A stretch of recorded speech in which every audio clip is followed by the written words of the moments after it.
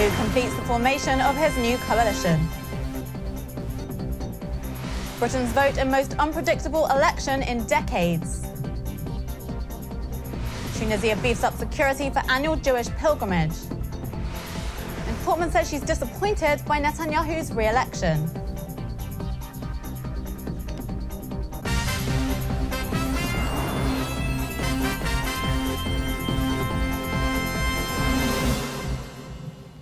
Shalom and welcome to the Jerusalem Post News. Here are the top stories for May 7th. Prime Minister Benjamin Netanyahu informed President Reuven Rivlin that he had succeeded in forming a government with just an hour and a half left before yesterday's midnight deadline. זאת לא ממשלה למען אנשי ימין ולא ממשלה למען אנשי שמאל ולא למען אנשי מרכז, אלא ממשלה של כל עם ישראל.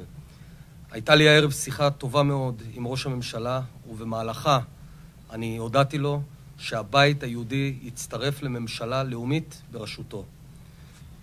אמרתי בהזדמנות אחרת, 61 זה מספר טוב, 61 פלוס זה מספר עוד יותר טוב.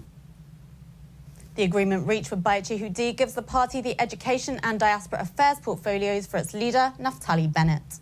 MK Uri Ariel will be agriculture minister and MK Ayelet Shaked, justice minister. The new government is expected to be sworn in next Wednesday.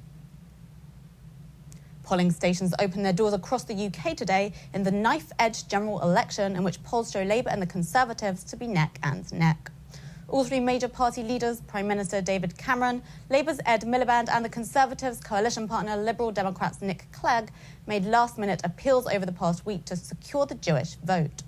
Miliband, who is Jewish but describes himself as an atheist, has claimed to have a complicated relationship when it comes to Israel. He has repeatedly stated, however, that he is a friend of Israel, while Cameron has reminded Jewish voters of his staunch support last summer of Israel's right to defend itself.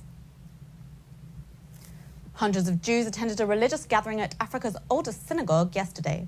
The pilgrimage took place 2 months after attacks on the Bardo Museum in Tunisia's capital, Tunis, which left 22 people dead.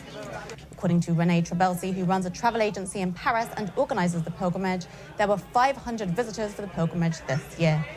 Most of them are French and around a dozen are Tunisians living in Israel.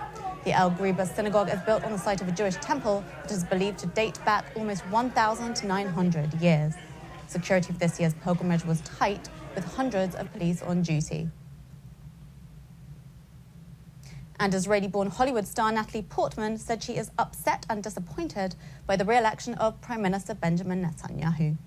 In an interview with a Hollywood reporter, Portman condemned what she described as racist and horrific comments made by Netanyahu on Election Day when he urged voters to counter the, quote, deluge of Arabs descending on voting stations.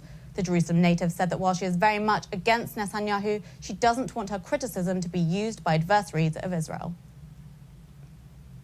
And that's it for today. Have a lovely weekend, and we'll be back on Sunday with more news from Israel.